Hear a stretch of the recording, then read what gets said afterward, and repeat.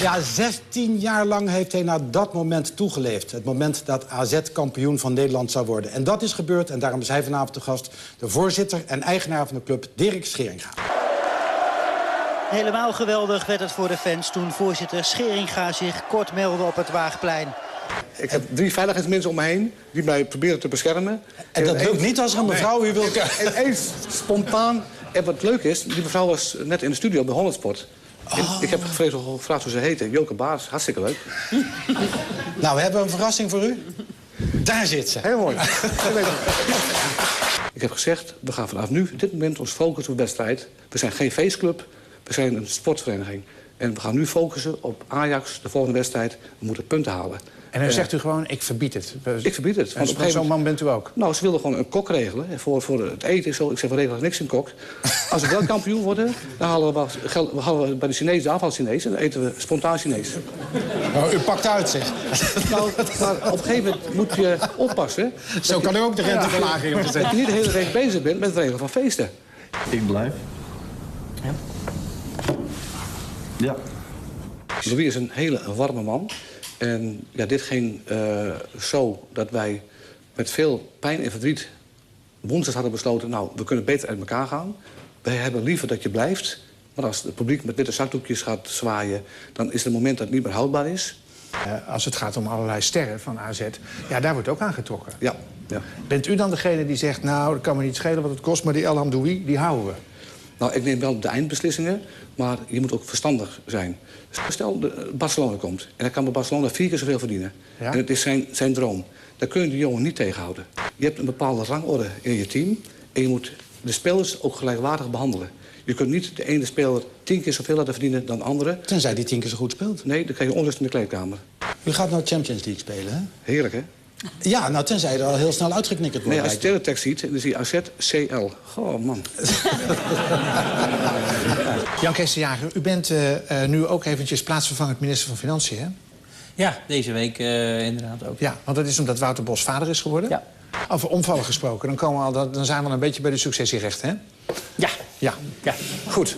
Het is de meest gehate belasting die er is, een beetje.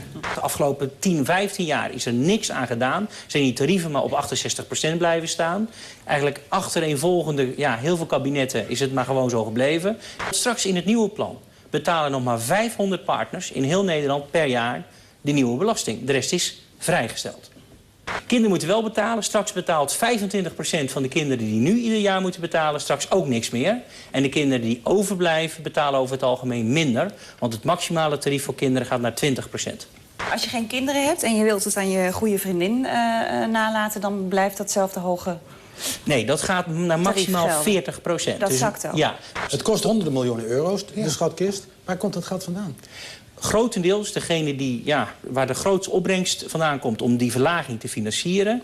dat zijn hele grote vermogens die in het buitenland ergens onder zijn gebracht. Dat noemen ze in een trust. Dat betekent ergens aan het zicht ontrokken van de fiscus.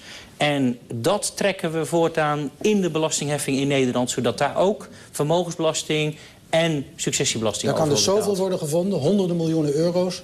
dat deze maatregelen daarmee worden gefinancierd. Ja. Linda, we gaan over jouw blad praten, Lomo. Ja. Maar... Gefeliciteerd, hier ligt hij. Ja. En God schiep Arie. Ja. Dat gaat over Arie Boomsma. Die opmerking heb ik gemaakt toen ik de foto's van Arie zag... ver voordat de hele commotie met EO losbrak. We hebben hem gewoon simpelweg gevraagd voor een modereportage. Niet meer en niet minder. Nou, hier trekt hij net zijn mode uit. Maar, ja. Maar het is wel...